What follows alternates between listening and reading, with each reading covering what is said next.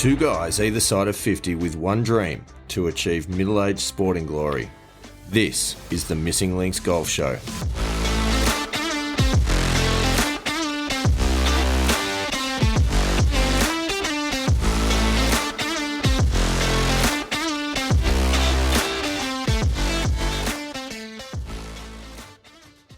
Episode 5, here we are. This is amazing. 5th episode of the Missing Links Golf Show. I'm Steve Hinks, joined by that wonderful wielder of the broomstick putter, Andy Walker.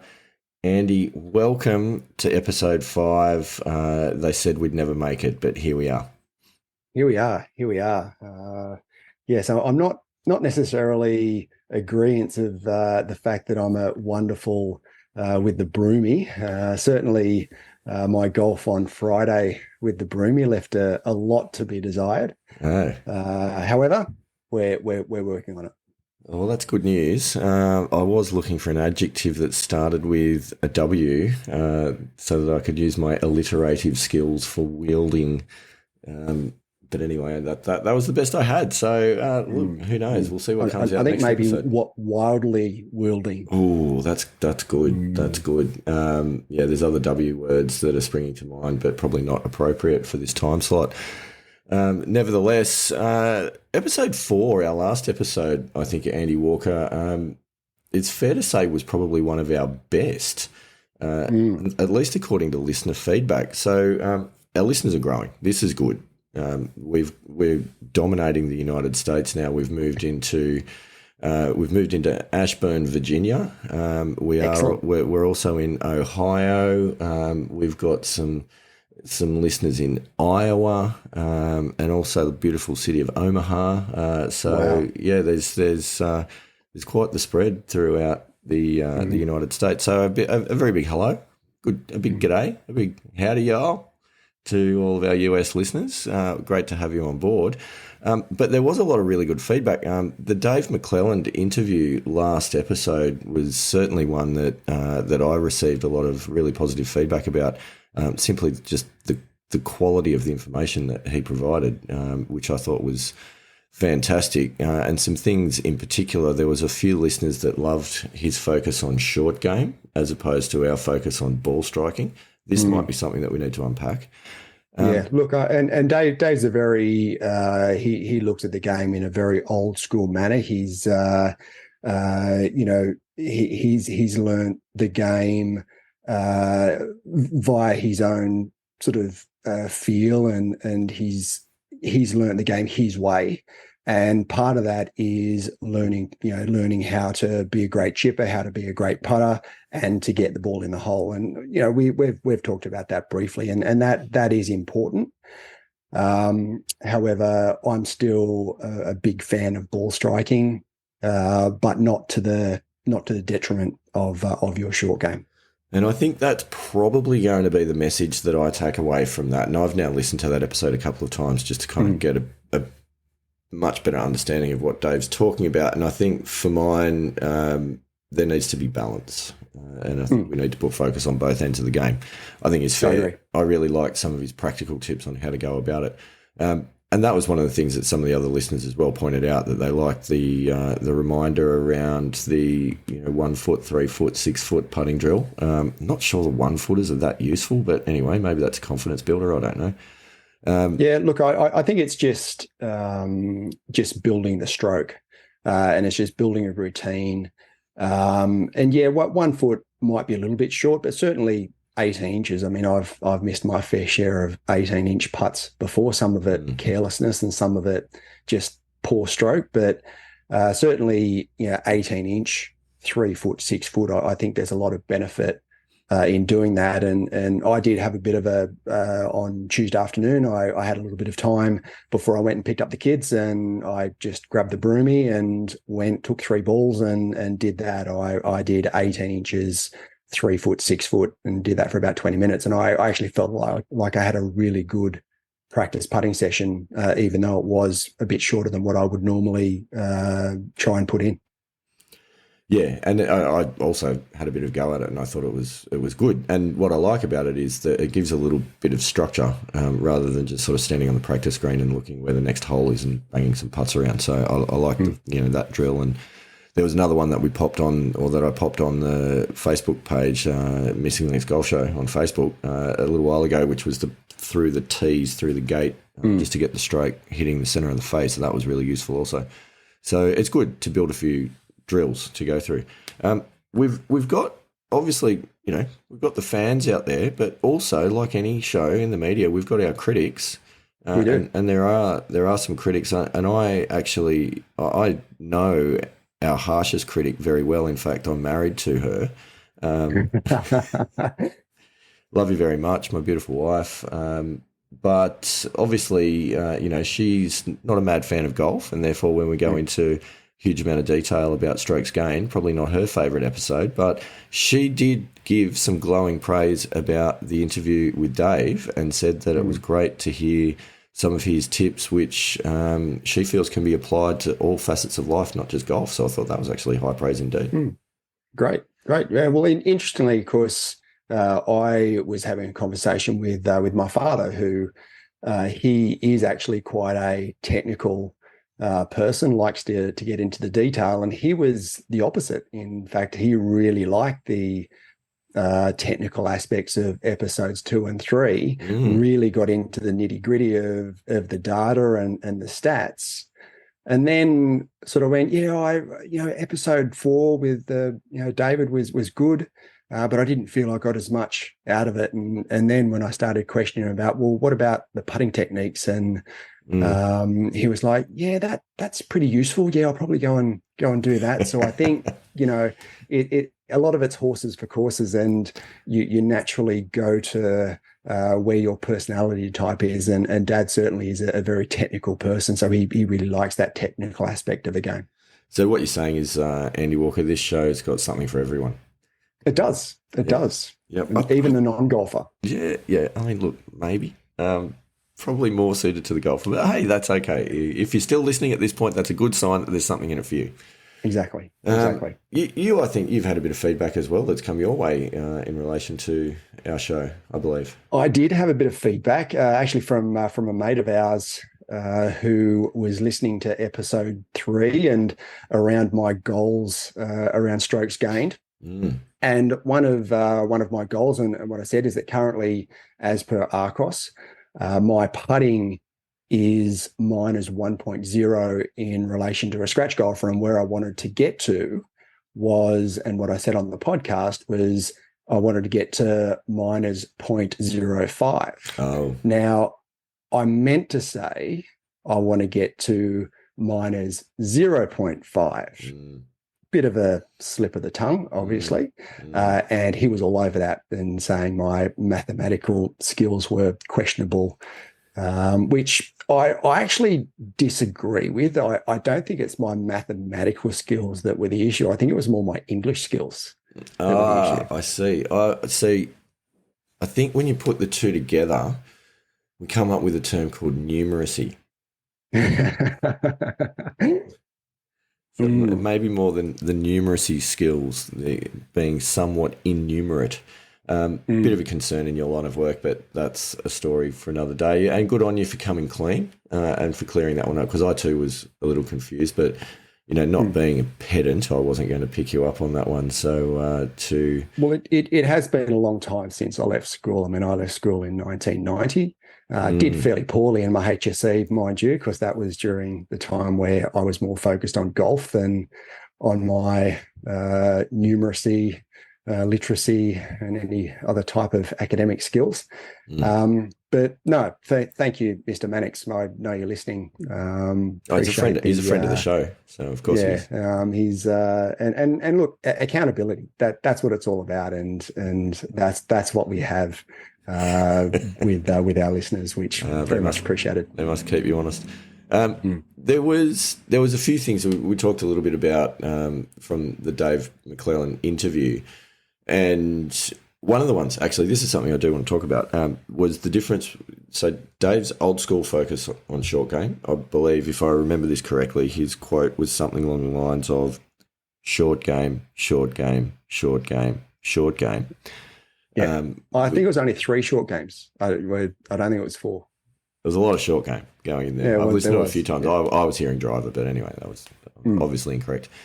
I thought it was strokes gained you were hearing. Strokes gained, yeah, ball striking. No, I did also get some feedback from another friend of the show, long-time listener, first-time caller, who dropped in that his approach, similar to Dave's, very short game focused, but our criticism of the total number of putts as a metric of putting success, he actually has an interesting take on this. I haven't run this by you yet, but he looks at shots around the green.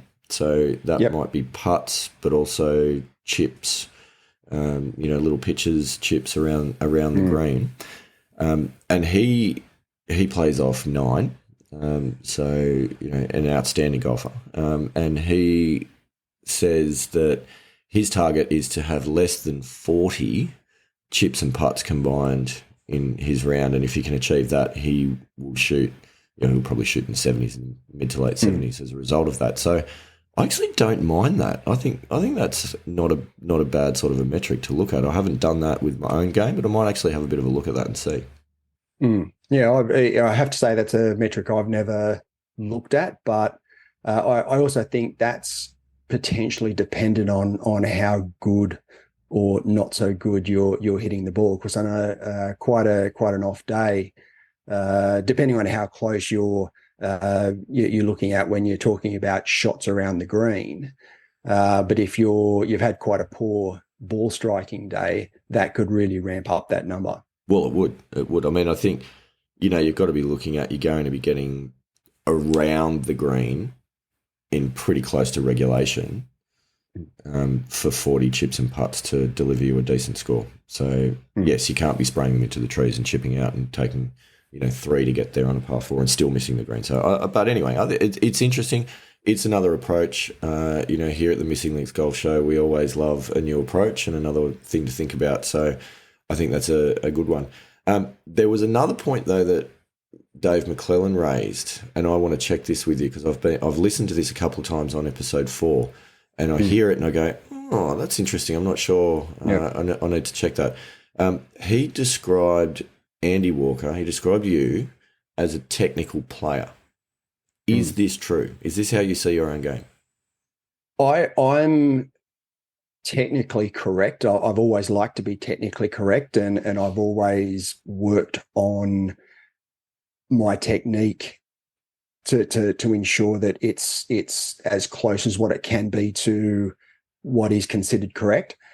However, once I get on the golf course, I try and forget about technique and more work on feel.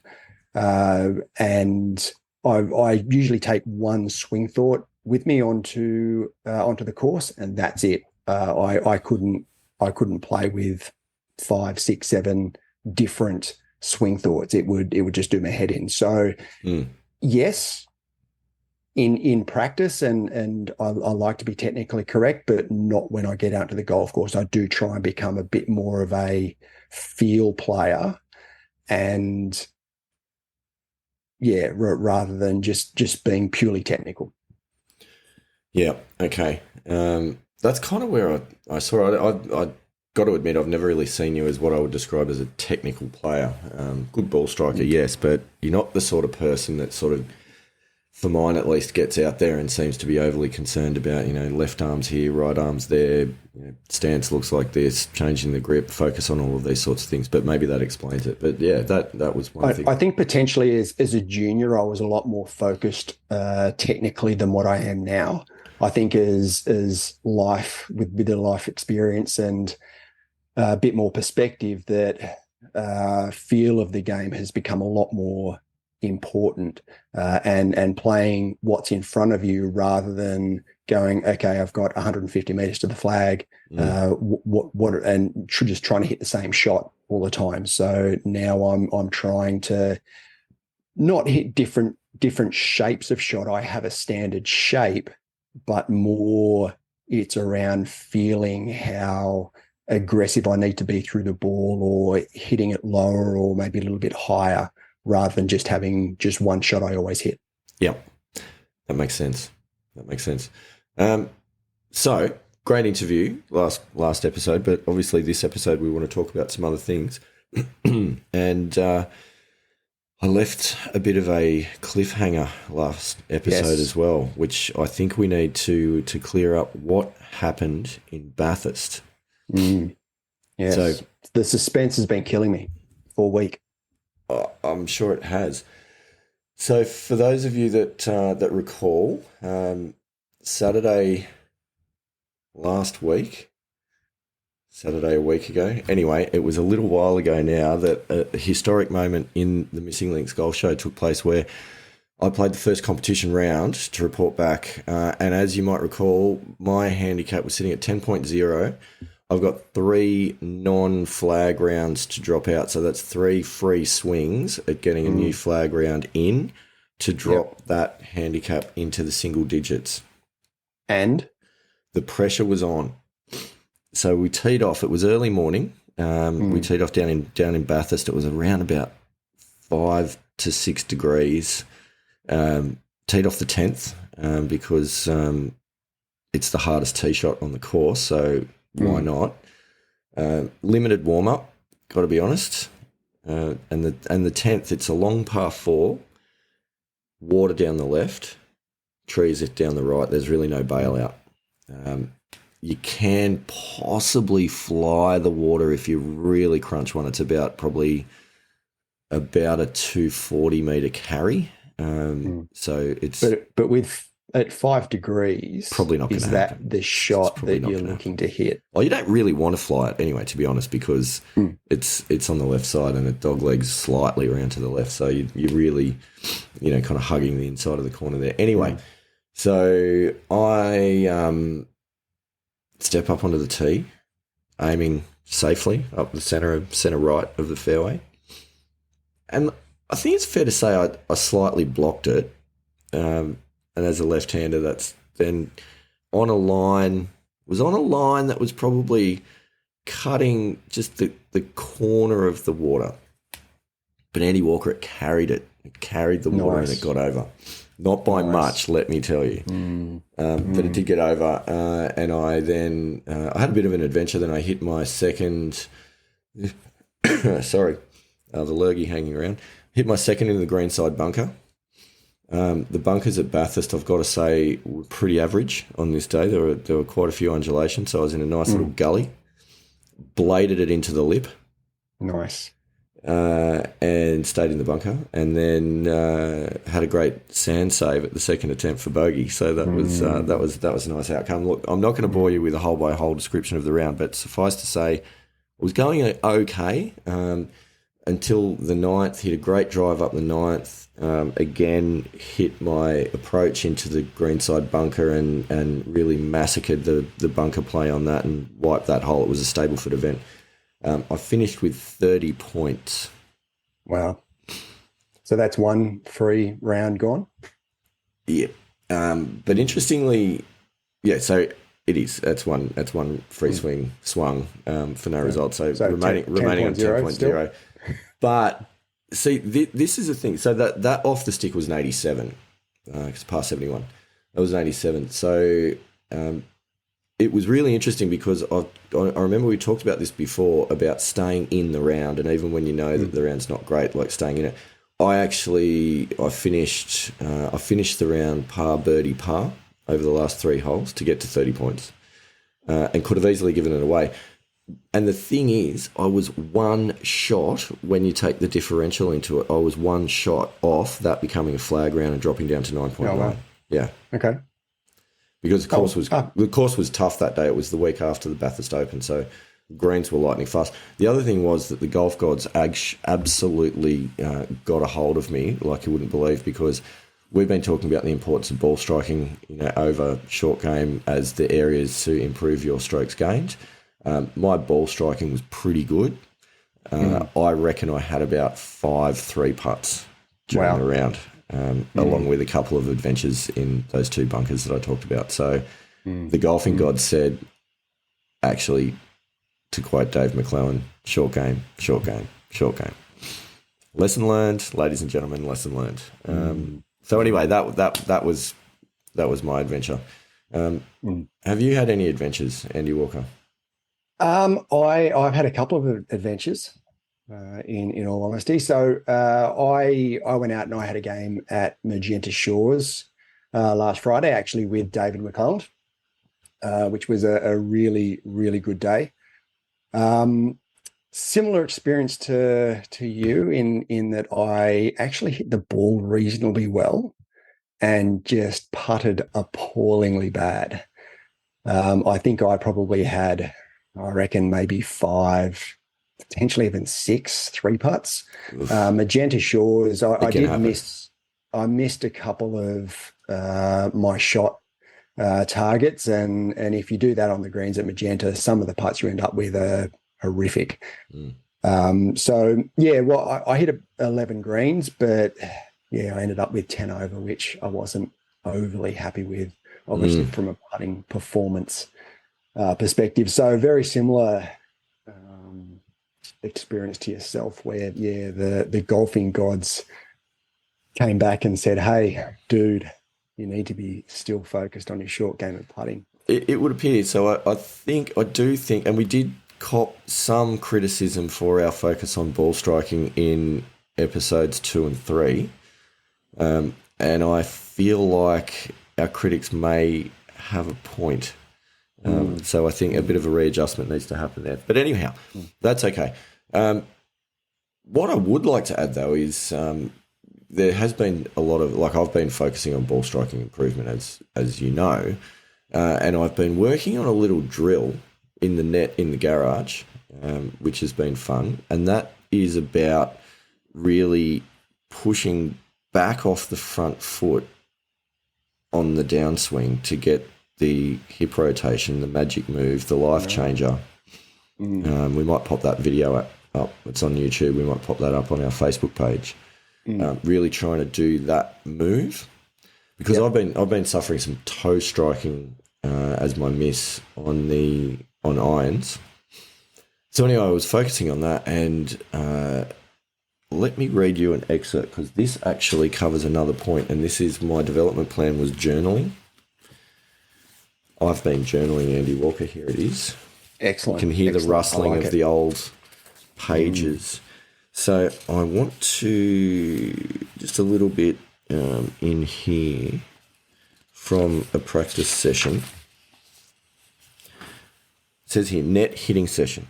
Decided to try the foot powder spray to check club face and strike location. So if you don't know what that means, you get the old tinny of foot spray, which you can buy for about $10. Yes. Spray it on the face of your club, and you get this sort of white powdery film on your club. Hit the ball with that, and it shows you exactly, like, it takes the powder off where you hit the ball, so it shows you exactly where you're striking the ball on the club face. Nice. So that was really interesting. So I tried that. So I thought I'll do that. And then I also tried to implement the life changer front foot move. So this is from the Chasing Scratch guys that got this one at Titleist. Yeah, I have seen that video. A very, very worthwhile YouTube video to watch. It really is, because it stops the tendency to early extend and push the hips forward on the downswing, which I think I probably have been suffering from. Anyway, I go on to say, amazingly, it immediately moved my toe strike issue to a centre and slightly heel biased strike immediately and consistently. I can't remember ever hitting it consistently better. These are big words. Wow. It also felt more powerful. I literally felt like I had more club head speed doing this. And then I go on to say I was keen to test it out on the course. And have you tested it out on the course? Well, I have, and I'm glad you asked. On Tuesday after work, I managed to squeeze in 9 holes with a couple of the other people from the Missing Links Society. And, my goodness, it worked extremely well. So I was 2 under after 3 holes, Andy Walker. Nice. Birdie, par, birdie. Nice. And starting. How many holes did you play? I played 9 and finished the 9, unfortunately 2 over. but gave a couple back. But still, I was pretty happy with 9 holes at 2 over par, and was striping it. So nice. Obviously, Could that be a little key there. Yeah, and obviously that will never happen again now that I've said it out loud.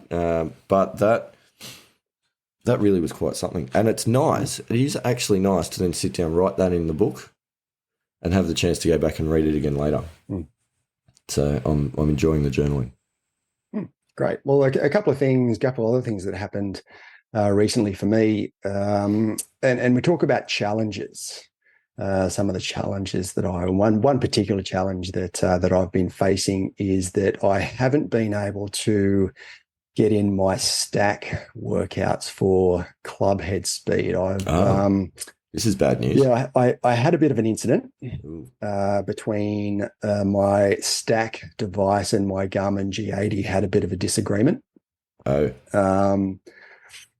so now there's one of the techniques that you use in the stack is called a step swing. And you sort of feel a little bit sort of Happy Gilmore while you're doing this step swing, in that you've got, you set up as you in your normal address, and then you basically bring your front foot back to your rear foot with your feet together, and you swing back. And at the top of your swing, you take a step forward to your normal address position. Yep. And swing through. Now, the problem that I had was that at the top of my swing, my counterbalance went a bit the wrong way, went a bit forward, lost balance, and on the downswing step, I collected the Garmin G80. That doesn't sound great. No, it didn't fly that well across the garage. My wife, who was asleep at the time, it was a bit of an early stack session, actually heard it hit the garage door. Now, the Garmin is not good. It's not in a good place at all. In fact, it's probably unusable.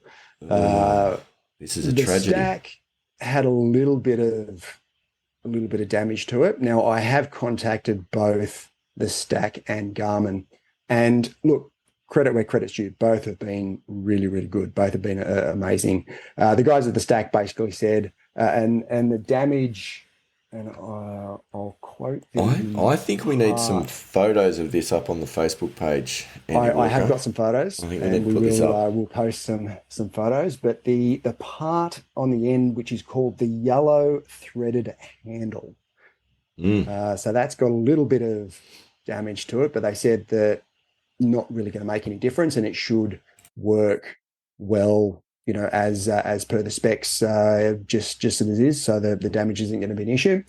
Garmin, I sent them the photos, and Garmin basically said, yep, you need to send that back to us, and very, very generously have offered me a refurbished replacement for a greatly discounted price, which is hasn't arrived yet, but it's on the way. So I'm looking forward to receiving my refurbished Garmin G80 so I can resume my stack training. Yes.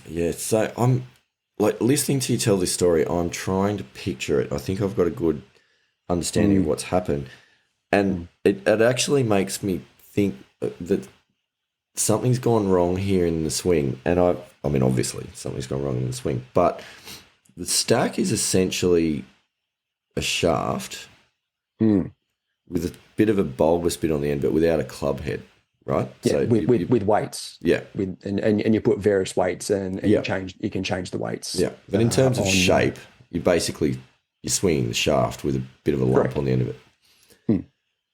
And I assume that you obviously weren't trying to hit the Garmin.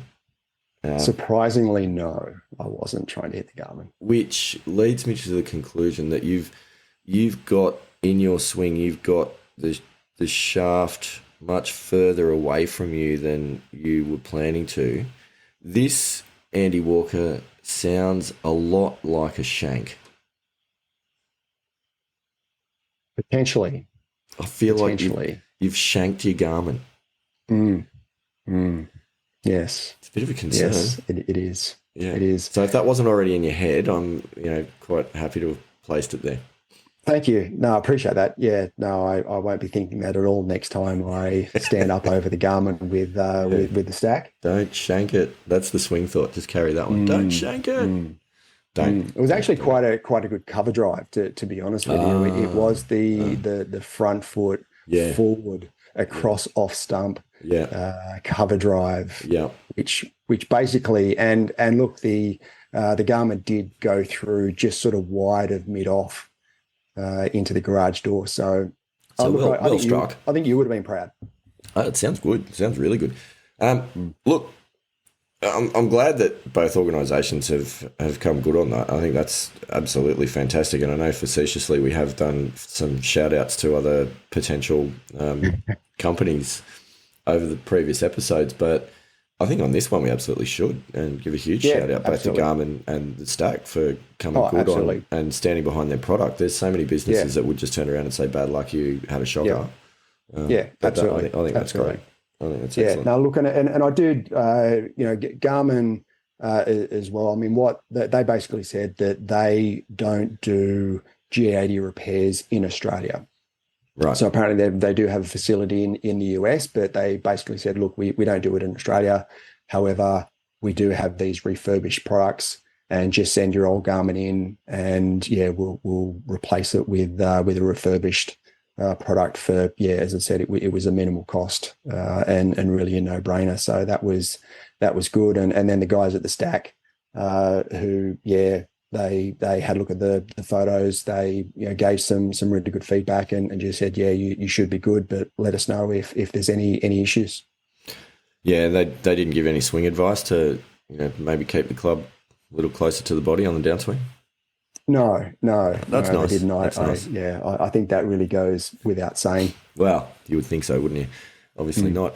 All right. So look, one other topic that I kind of wouldn't mind raising, because this is about a little bit of a progress update on our improvement plans. And congratulations to you for putting yours in our shared Google Calendar. Correct. I think that's correct. Good. Have you put yours in our shared Google Calendar?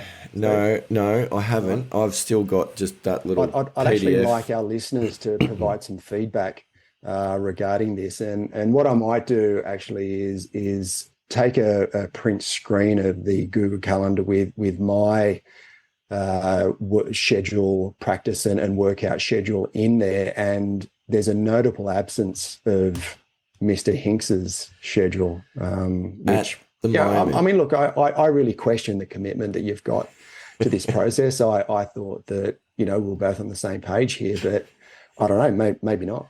Wow, powerful words indeed. This much I will say, whilst I haven't been focused in putting the plan into the Google Calendar, I have been focused on following the plan.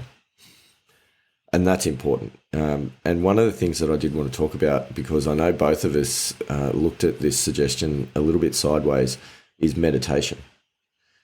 So what I have been doing on a pretty regular basis, not every day, but most days, is... No, so you don't go... Yeah, well, you could if you want to, but I don't go, that's not my thing.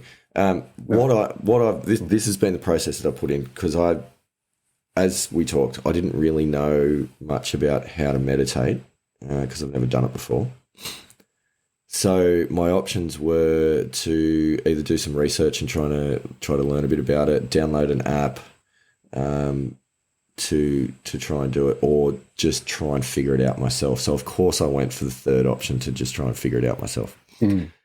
So what I have done, what I do know is about trying to stay in the present, in the moment, have a center of focus, absorb the things that are happening around, but not react. That's basically the essence of what I believe I'm trying to achieve from meditation. Still the mind. How's that going for you? So it's very interesting. So what I've been doing is, the classic sit cross-legged on the floor. See, without saying that's what that says to me. Yeah.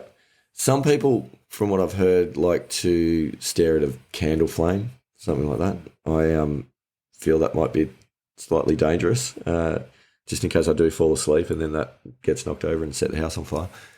So what I've decided to do is I stare at a golf ball on the floor a couple of meters in front of me, because I just feel like that's linked to our mission, okay?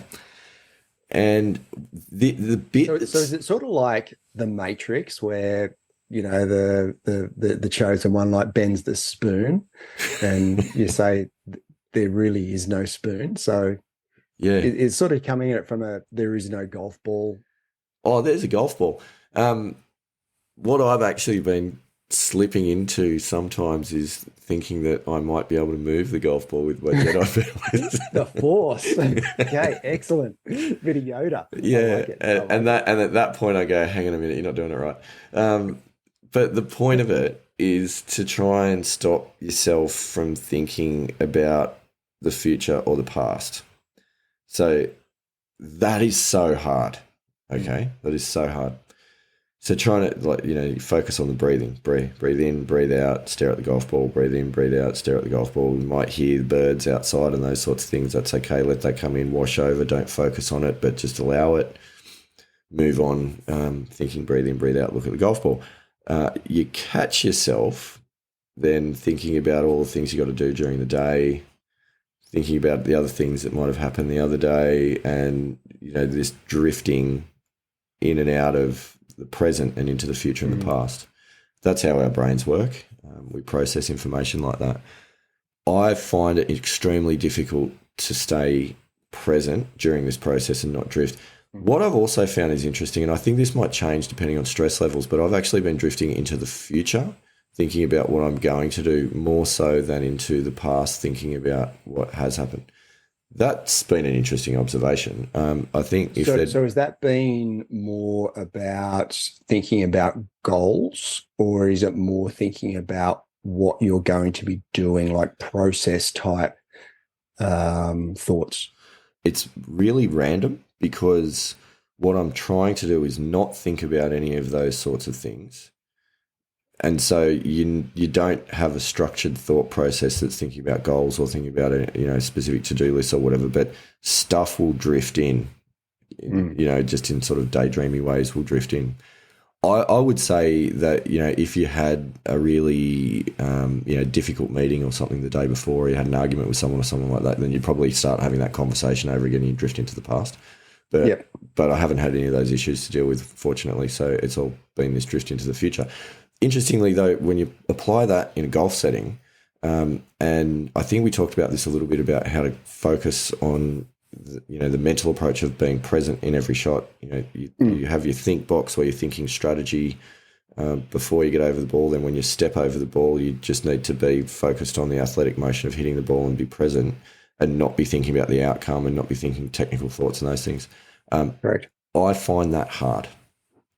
So whilst meditating so far, because I haven't been doing it long, hasn't really helped, it's made me more aware of that being something that I need to continue to work on. So I think from that perspective, it's been worthwhile. I'm hoping that I'm starting to build a skill. I agree with that.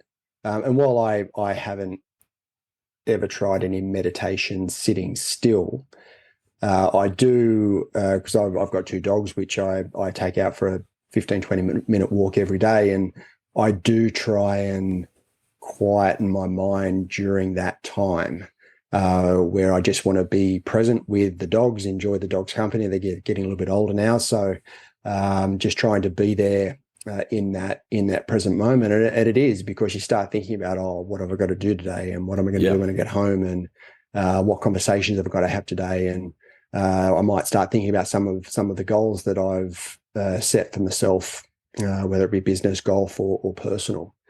So it's really hard to stay in that moment. I mean, I'm a little bit more used to run the golf course, so I know what my thought processes are on the golf course. Don't always get it right, but I'm better on the golf course than what I am off the golf course at staying present. Yeah, it's interesting. I mean, I remember in cricket playing days, there were techniques that I would put in place as the bowler, like when facing up to the bowler, as the bowler was nearing the crease and getting to the gather. Because the trick is, you don't want to be concentrating for longer than you need to, because that's when you'll stop concentrating for that instant that you really need to. So it was as the bowler was getting to the crease and into his gather that I would say the word now.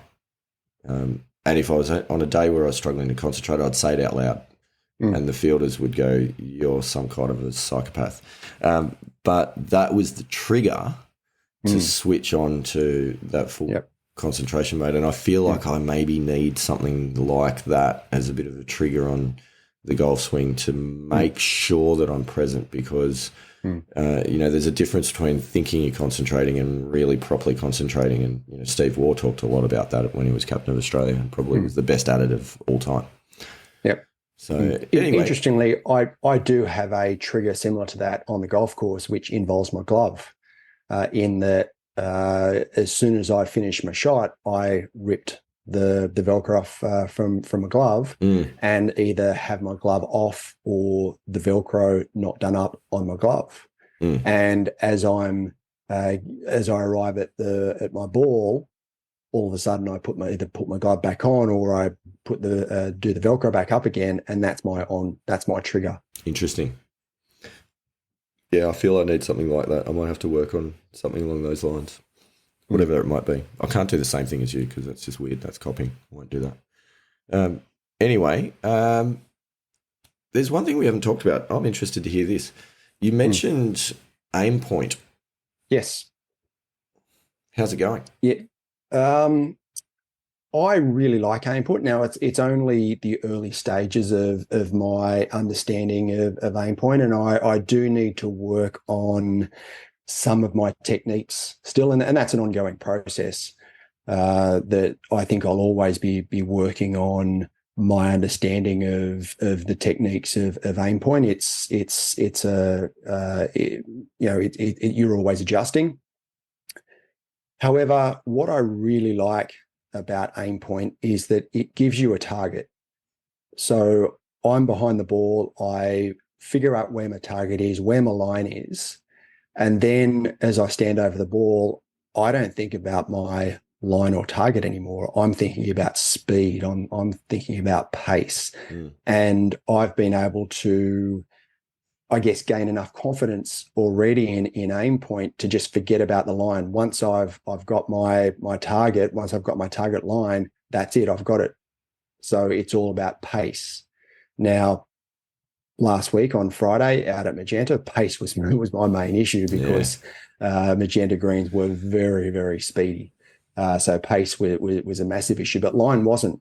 And I actually hit some really good putts inside 2 or 3 meters, because when you're 40, 50 feet from the pin, when you're going down swales and back up again, getting it within sort of 2 or 3 meters is a reasonable putt. But I hit a lot of really good putts inside 2 or 3 meters, and I wasn't thinking about line at all. I had that. I knew where my target was, and I was just thinking about pace. So I've got a lot of confidence in what it's going to offer, and I think that as I progress in my technical understanding and my skill base around aim point, I think it's really something that's going to be a positive in my game. That's awesome. So hearing you talk about that makes me think that it's a technique which is helping you pick a point to aim at, which might have something to do with where the name came from, Andy Walker. Correct. That's very, amazing. very, very, very literal. Yes. And I did try not to say that I had an aim point. Aim points taught me to aim at a point. Yes. Fantastic. Yeah. Who would have thought? Tried to explain it slightly differently to I think you did a good job. You did a good job. Yeah. Better than referring to the missing links as the link that is missing. Yeah, exactly. And that's interesting. That conversation was very front and center in my mind when I was thinking about how am I going to talk about aim point. Yeah. It is a point to aim.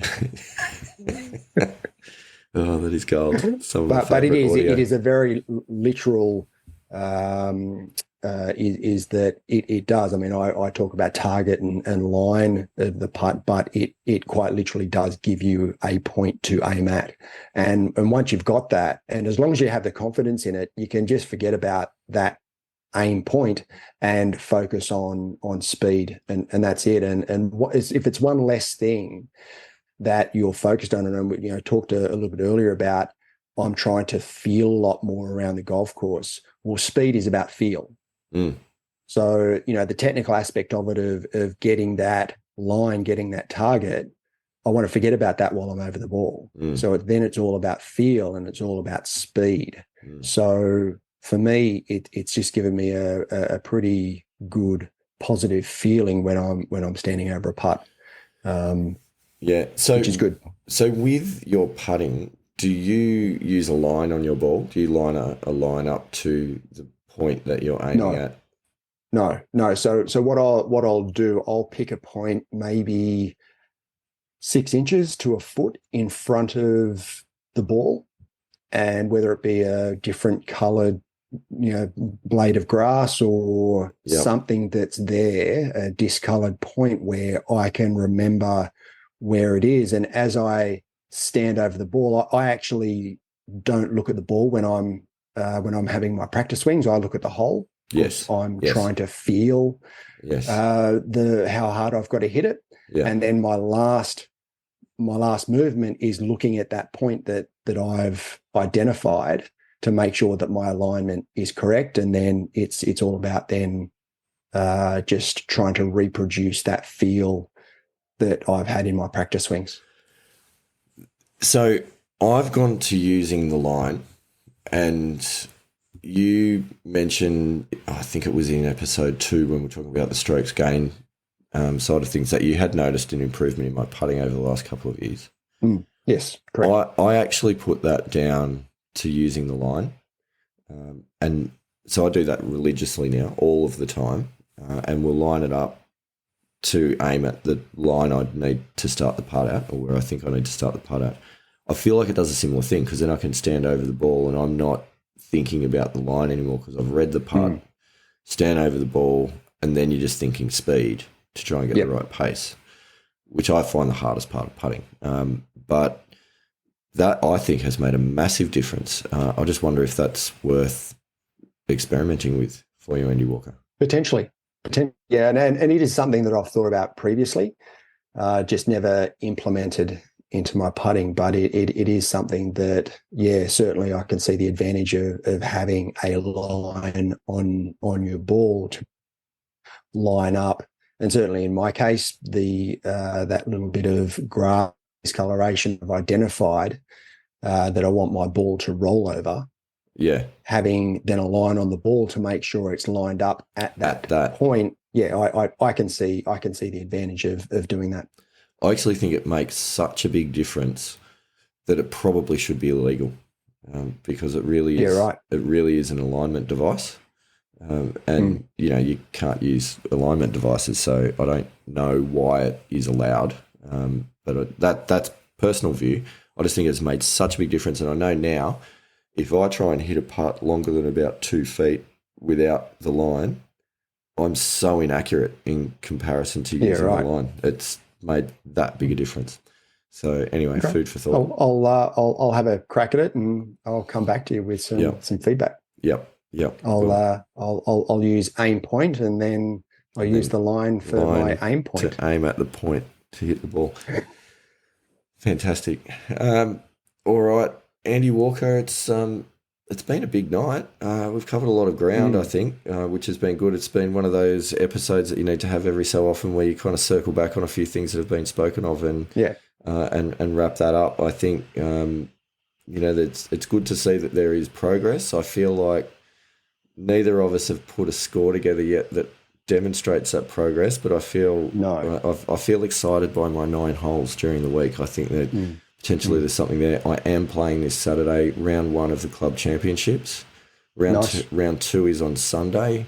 I don't think I'm going to get that past the goalkeeper. So hopefully it'll be one of those situations where I'm leading the club championships on Saturday, and I'll just have to say that's that's the one that I probably would have won if I was able to play both days. But anyway, we shall see. It's free swing number 2. Well, interestingly, and coming back to sort of David McClelland and a conversation that I had with David on Friday, we had lunch after the game. And we had one of those conversations, and you and I have had these conversations where at the end of it, we just go, we should have recorded this conversation because it's had such great content. Yeah, we need the mobile mics. So we went a bit more in depth as to what we covered on the podcast. We talked a lot about mentors and the importance of having mentors. But then we talked about sort of what our expectations should be around time frame, and certainly specific to me, how long it would take me to get back down to scratch. And he said 2 years. He believes it would be 2 years, given the time that I've got available to be able to get back down to scratch. So I think that's, I've said that I want my game to be, from a strokes game perspective, mine is 3.5 across and more consistent in 12 months' time. So then 2 years' time, want to be back down around scratch. He may well be right, but I would like to throw this into the mix, and that is that just the simple fact that we're doing this has already shifted your mindset. And I think that is going to make a big difference in itself and force you to think in a different way, to approach the game in a different way, to approach your practice in a different way, and all those sorts of things, which I think might speed the process up a little. Potentially.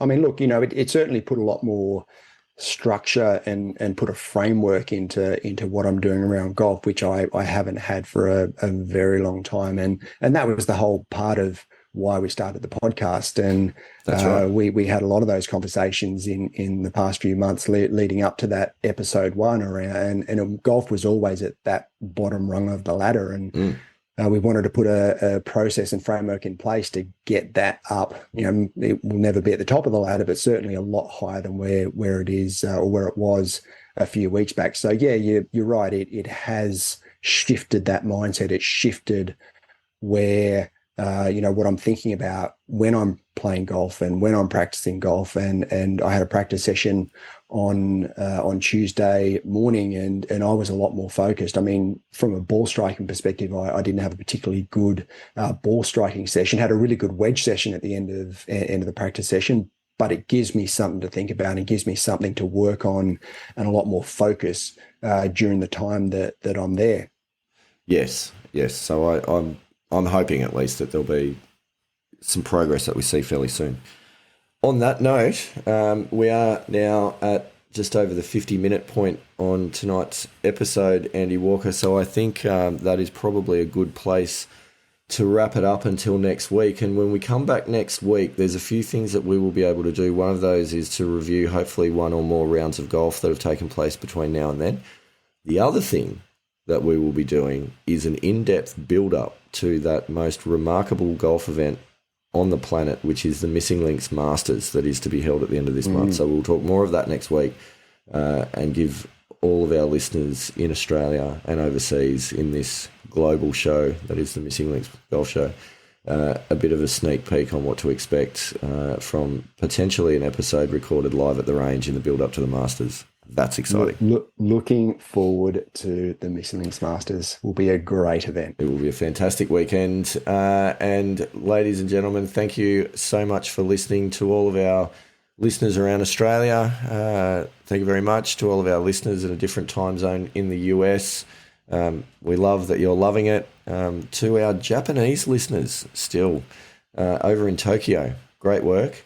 And hopefully at some point in the near future, we'll have some European and English listeners and maybe even a few people from Africa. Who knows? We'll see where this goes. But anyway, until then, Andy Walker, you have a great weekend and we'll talk to you next week.